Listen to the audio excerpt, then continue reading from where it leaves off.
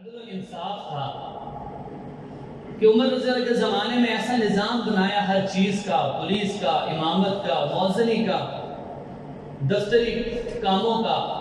فرمایا ایسے خوشحال لوگ تھے کہ زکوٰۃ لینے والا کوئی بندہ نہیں ملتا۔ ایک آدمی صبح نکلتا زکوٰۃ کے پیسے لے کر، شام کو واپس آ جاتا کہ مستحق کی کوئی نہ ملتا۔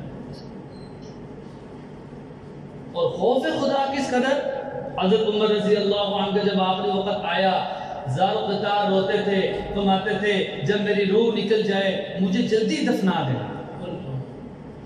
صحابہ پریشان ہو گئے کہ آپ رضی اللہ عنہ کو کیا ہو گیا، اتنی جلدی کیوں؟ فرمایا اگر تو میرا مالک مجھ سے ناراض ہے تو میرے بوجھ کو اپنے کندھوں سے جلدی ہٹا دینا، اور اگر میرا مالک مجھ سے راضی ہے تو مجھے میرے محبوب سے جلدی ملا لے۔ یہ امیر المؤمنین ہے، یہ بادشاہ ہے، لیکن رعایا کے ساتھ معاملہ ہے۔ آج یکم محرم الحرام ہے، جیسے عرض کیا، یہ وہ دن تھا کہ جس دن حضرت عمر فاروق رضی اللہ عنہ کو شہید کیا گیا۔ 26 ذی الحجہ تھی، فجر کی نماز کے لیے حضرت عمر فاروق رضی اللہ عنہ اپنے گھر سے نکلے، فجر کی نماز پڑھانے شروع کی تو مجوسی کافر لگلو نے زہر سے بھرا خنجر حضرت عمر فاروق رضی اللہ عنہ کی پھونک دیا۔ صحابہ کہتے ہیں کہ ہم دیکھتے رہے کہ آپ رضی اللہ عنہ کی ہلکی سی آواز کی رات کی آشتہ ہوئی ہے، لیکن مسلسل نماز پڑھتے رہے، یہاں تک کہ حضرت عمر رضی اللہ عنہ شدید زخمی ہوئے۔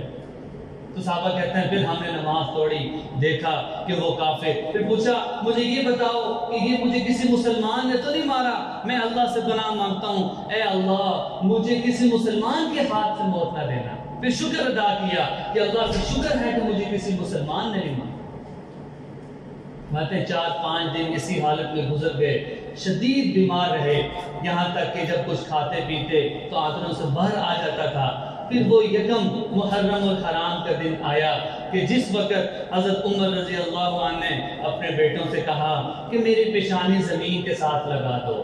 بیٹوں نے اس پیشانی زمین کے ساتھ لگا دی، اور اسی حال میں، اسی سجدے کی حالت میں اپنی جان اللہ کو دے دی، اور فرمایا کہ میں یہ پسند کرتا ہوں کہ میں اپنے مالک سے اس حال میں ملوں کہ میں اس دنیا سے جاؤں اور میرے پیشانی سجدے میں ہوں۔